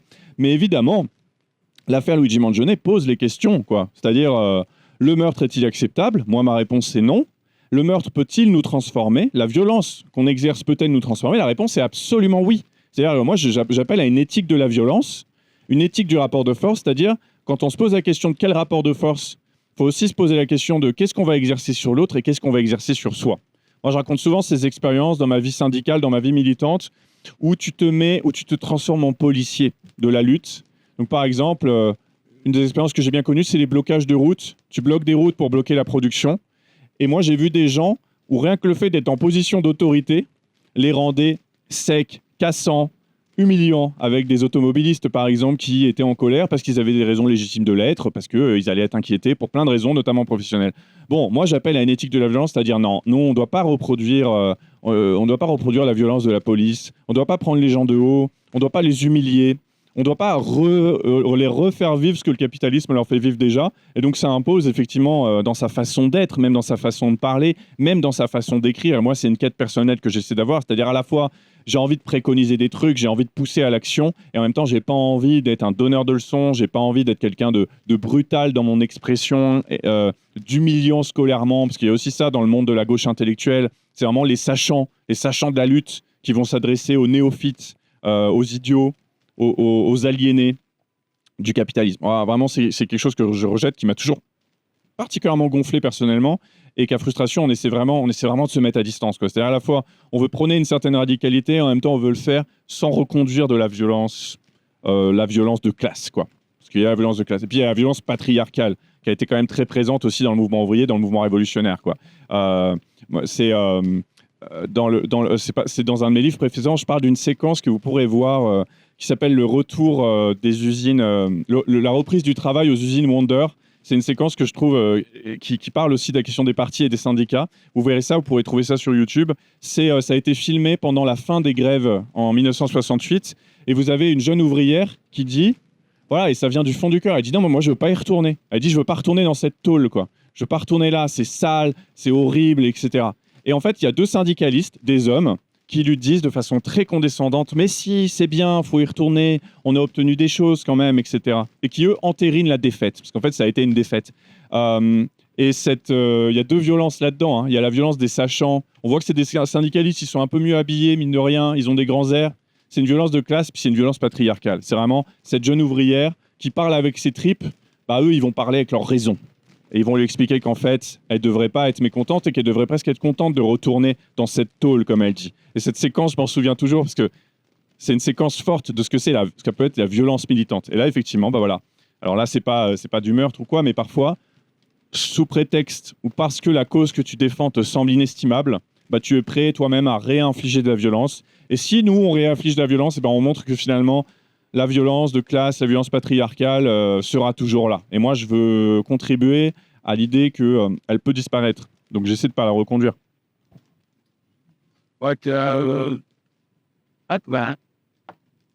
Merci d'être là aujourd'hui. Je pense que c'était Lumière après qui disait qu'une des tactiques de capitalistes ou la classe dominante, c'était de diviser ceux qui sont dominés. Donc, que ce soit de gauche ou droite ou personnes racisées, non racisées. Voilà. Donc, une tactique, c'est de diviser les personnes. Est-ce que vous pouvez partager votre point de vue sur justement la collectivité ou la mobilisation collective et est-ce que c'est important pour vous? La question de la division de classe, elle est centrale. Ça, oui, ça a toujours été une tactique des classes dominantes, pas seulement les classes dominantes capitalistes, de diviser la population en catégories qui vont passer plus de temps à se détester mutuellement qu'à les détester eux, quoi. Je pense que c'est pour ça que la fascisation, c'est quelque chose qui arrange la bourgeoisie, voire qu'elle initie, voire qu'elle finance, parce que c'est d'abord une division de la classe travailleuse en deux blocs sur des bases ethnico-culturelles. Et c'est très bien pour la classe dominante que les grands clivages de la société soient posés dans des termes éthiques et dans des termes culturels. Parce que du coup, ça veut dire qu'on ne va pas parler des divisions économiques et sociales. Voilà. Donc c'est évident qu'il y a un intérêt fort. Et c'est particulièrement vrai dans des pays colonialistes où, par ailleurs, il y a une division du travail raciale forte. C'est le cas en France, c'est aussi le cas en Suisse. Donc on va essayer de... voilà, le but, ça va être que la partie un peu dominante de la classe travailleuse, et on va dire la partie blanche, méprise, déteste la partie racisée et dominée de la classe travailleuse. Bon, il faut mettre fin à ça, évidemment. Il faut mettre fin à ça le plus possible en montrant les intérêts communs. Ça, le mouvement ouvrier a toujours fait ça et ça marche plutôt. En montrant les intérêts communs, sans nier les différences. Voilà, c'est ça qui est l'ambiguïté, c'est-à-dire que faut pas être non plus dans une approche. Il y a un peu cette approche universaliste où on va surtout pas parler du racisme, etc. On va se concentrer uniquement sur attaquer les riches. Je pense non, le racisme fait partie du vécu de plein de gens, tout comme le sexisme. Donc on peut pas ignorer ces réalités. Faut à la fois les traiter et en même temps les intégrer dans un narratif de. Moi, je crois que par exemple, si je pense que le discours de lutte des classes, il est intéressant à tenir, c'est déjà, il correspond au réel. Moi, le réel, ça m'intéresse. Je pense que plus on est proche du réel, plus on a de chances de convaincre et d'agir sur les choses. Et puis aussi, je pense que c'est un discours qui a une puissance parce qu'il peut parler à énormément de gens différents. Par exemple, la question de la violence au travail, qui est un thème pas assez traité, selon moi, par la gauche française, par exemple, c'est pas un détail de nos vies, quoi. On passe toute une partie de nos vies au travail et on subit des violences qui se ressemblent énormément. Et ça, c'est ça qui me frappe. Moi, je suis allé dans énormément d'entreprises, des petites, des grandes, dans l'industrie, dans les services, dans la logistique. Et en fait, les situations décrites se ressemblent énormément, même entre des cadres dans des bureaux d'une tour à Paris et dans un entrepôt de logistique dans une petite ville. En fait, des situations d'humiliation, même le même vocabulaire. C'est-à-dire que comme le capitalisme a une gestion très cadrée de tout, en fait, les mêmes situations se retrouvent dans des secteurs qui n'ont rien à voir. Donc en fait, à chaque fois, je me dis, mais si vous saviez comme votre vécu est partagé par d'autres, quoi. Et moi, je fais en sorte qu'il y ait ce partage du vécu en disant, ah ouais, j'ai plus en commun avec cette personne que je n'ai de différences. Ou en tout cas, les différences que j'ai avec elle ne sont pas déterminantes par rapport aux points communs que j'ai dans cette lutte des classes, quoi. Donc je pense qu'en fait, la notion de lutte des classes, elle est très intéressante pour ça. Parce qu'elle peut reproduire du collectif à un endroit où il nous semble que tout nous oppose. Ça me semble essentiel. On a une mini-seconde pour une mini-question et peut-être même une mini-réponse. On arrive gentiment au terme, on n'a plus beaucoup de temps si on veut respecter les délais. Donc on va essayer d'être synthétique d'un côté comme de l'autre. Hop, je vous passe le micro. C'est bon, je suis assez proche. Ouais, ça va. Ça marche? Ok. Alors il y avait une petite question qui était, est-ce que vous avez des recommandations de lecture inspirantes? Et moi j'avais une autre plus grande question, mais ce sera peut-être pour plus tard, qui était, qu'est-ce que vous pensez des approches molles pour changer le système, du style taxe carbone et principe pollueur-payeur et ce genre de choses? En fait, sur les recommandations de lecture, je vous conseille d'aller voir le site internet de Frustration parce que c'est pas simplement pour faire la promo, mais régulièrement, en fait, tout ce qu'on a aimé, on en parle. Hein. Donc là, récemment, j'ai un entretien avec Joseph Andras qui a fait un super livre sur la notion de socialisme. Vous verrez, si l'entretien vous plaît, je vous recommande le livre. Et on fait ça régulièrement. Donc vraiment, tout est dessus. Et si je vous faisais la liste, ça serait trop long. Bon, les alternatives molles, en fait, bah oui, en fait, c'est plutôt ce qui domine, hein, d'ailleurs, dans notre vie politique. C'est la critique du capitalisme, ça va être une critique, bon, ce qu'on va appeler réformiste du capitalisme, c'est-à-dire, même le terme réformiste, je le trouve excessif, parce que dedans, il y a l'idée qu'on va tout réformer. Non, on va dire une critique partielle, cosmétique du capitalisme, c'est-à-dire, on va dire, bon, le capitalisme, c'est une réalité incontournable, par contre, on peut essayer d'en réduire certains effets. Donc, par exemple, toutes ces approches fiscales de la lutte des classes, ça va être de dire, on va essayer de faire payer les riches un petit peu plus. Comme ça, on va pouvoir atténuer un peu les inégalités. D'ailleurs, on va parler plutôt d'inégalité plutôt que de classe sociale. Bon, en France, il y a eu tout un débat sur la taxe Zuckman, qui est une taxe microscopique sur les riches, parce qu'effectivement, en France, maintenant, les riches ne payent même plus d'impôt sur le revenu. Donc, effectivement, c'est un peu critique. Mais pour moi, c'est des... en fait, typiquement, l'approche fiscale de la lutte des classes, pour moi, elle est très limitée, elle est très en surface, parce qu'en fait, on va taxer les conséquences du problème, c'est-à-dire leur accumulation, etc., plutôt que d'aller à la source du problème. La source du problème, c'est l'exploitation du travail, l'exploitation des services publics, l'exploitation de l'immobilier, par exemple. Le fait que nos besoins vitaux, comme le fait de se loger, soient devenus d'immenses ressources, et ça n'a pas toujours été le cas, mais maintenant, c'est vraiment un secteur extrêmement lucratif du capitalisme, via le secteur de la construction, qui, soit dit en passant, est un des plus pollueurs du monde, et le secteur de l'immobilier, nous mettant tous dans des situations pas possibles. L'immobilier, c'est à ça qu'on pense quand on se lève le matin maintenant. C'est comment je me loge, comment je vais trouver un logement, faut-il que je devienne propriétaire, à quel prix, dois-je acheter cette maison où il y a 50 000 € de travaux à faire. Voilà, il y a plein de gens, c'est ça, et puis il y en a, c'est simplement où vais-je dormir ce soir. Donc en fait, c'est un souci permanent. Je pense que la question du logement est un souci montant, et là de colère, ouais, je vous disais, le travail est un terme universel, le logement est aussi un terme universel sur lequel on peut faire beaucoup. Bon, bah, ces approches de surface, pour moi, c'est vraiment, elles veulent éviter de poser la question du capitalisme. Bon, même, c'est beaucoup des gens, ils vont éviter de dire le mot. Ils vont pas dire bourgeoisie non plus. Moi, je suis toujours étonné quand je vais dans des événements ou sur des médias français particulièrement, si je dis le mot bourgeoisie, tout le monde a des frissons d'horreur, quoi. C'est-à-dire que c'est vraiment la classe dont on ne doit pas dire le nom. Voilà. Et ça, pour moi, ces solutions-là, elles viennent... voilà, c'est comment éviter d'aller à la racine du problème. Et du coup, ce que j'en pense, c'est qu'elles vont être très fragiles et elles vont être très contestées. Et en plus, et je finirai là-dessus, idéologiquement, il y a un problème avec ça. Ce qui se passe dans l'ensemble du monde, c'est une droitisation des classes dominantes. Beaucoup de sociologues montrent que ce n'est pas vrai qu'il y a une droitisation du peuple, mais il se trouve que le peuple, de toute façon, a peu vocation à parler. Mais cette droitisation, en tout cas, le débat public est hyper droitisé. Et donc, moi, les gens qui vont face à ça, il y a toute une partie, notamment à gauche, qui vont dire « Ouh là là, comme ça se droitise énormément, le mieux que je puisse faire, c'est de proposer une taxe à 1%. » Et du coup, ce qu'ils font, donc il y a cette notion de fenêtre d'Overton, c'est tout ce qui est acceptable de penser et de dire et estimable dans un temps donné. Elle se déplace à droite, donc ça c'est normal, l'extrême droite elle va essayer d'ouvrir la fenêtre le plus possible, chaque année dire des choses de plus en plus racistes et voir si ça passe, et puis ça passe, etc. Et ils ouvrent, etc. Je pense que l'exemple de ça c'est quand même l'AfD en Allemagne qui en fait prône ouvertement la déportation de toute sa population turque d'Allemagne. Donc en fait, en Allemagne par les déportations, c'est quand même que vous avez poussé la fenêtre très très à droite. Mais il y a d'autres groupes qui ont une responsabilité là-dedans, toute particulière. C'est en fait la gauche bourgeoise qui, elle, se charge de refermer la fenêtre à gauche. C'est-à-dire qu'ils prennent la fenêtre et puis ils la tirent vers eux, de plus en plus à droite, en disant « on n'a pas le choix, ça se déplace ». Mais si, vous avez le choix. Si vous voulez exercer un rapport de force, et là c'est un rapport de force sur le plan des idées.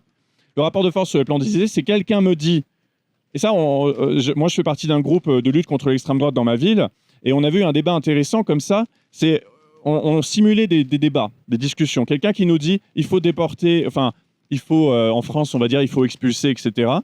Et il y avait quelqu'un, il avait cet argument, bon, c'était pas méchant, mais il a dit, bon, bah moi, face à ça, ce que je vais dire, c'est, mais tu te rends compte, ça va coûter trop cher, on peut pas déplacer toute une population. Et là, on lui disait, et en France, il y a de plus en plus ça, c'est-à-dire, il y en a qui disent, oui, mais les immigrés, ça rapporte de l'argent quand même, etc. Bon, bah c'est quelque chose d'assez défaitiste sur le plan du rapport de force. C'est-à-dire que, bah, si vous en êtes à dire, bah, je suis contre le fait qu'on déporte plein de gens parce que ça va coûter trop cher en train, bon, bah là, il y a une grande défaite idéologique auquel vous contribuez, sous couvert de réalisme. Et donc, nous, en fait, on a théorisé l'approche différente, c'est qu'on s'est dit, non, en fait, il faut qu'on soit de gauche décomplexée. C'est-à-dire que face à quelqu'un qui nous dit, moi, je pense que les étrangers posent problème, on dit, moi, ça ne me pose pas du tout problème. Au contraire, je trouve ça hyper bien. Et je pense qu'il en faut plus. Voilà. Là, quand tu fais ça, tu réouvres. Et en fait, tu contribues au rapport de force idéologique. Et c'est pareil sur le plan socio-économique, quoi. Moi, des gens qui disent le summum de la réalité de gauche, c'est demander une taxe de 2%. Moi, je suis là, ben non. Ce qu'il faut faire, c'est demander la socialisation des moyens de production. Je ne vois pas pourquoi notre travail serait volé à la racine. C'est de faire en sorte que Nestlé appartienne à ses salariés dans tous les pays du monde et soit co-géré avec les consommateurs qui en sont les victimes de ses méfaits. Voilà. Et ça, c'est un rapport de force idéologique. Et c'est pas pour le plaisir d'être radical que je dis tout ça. C'est pas pour le plaisir de dire des belles phrases. C'est parce que je pense qu'en disant ça, je crée un rapport de force idéologique beaucoup plus que ceux qui, sous couvert de pragmatisme, ont en réalité des réponses lâches et qui, sur le plan de l'efficacité, contribueront à faire gagner nos adversaires pour sûr. Voilà. Voilà,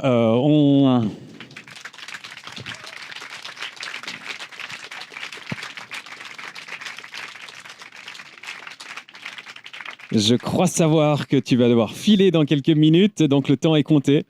On a quand même une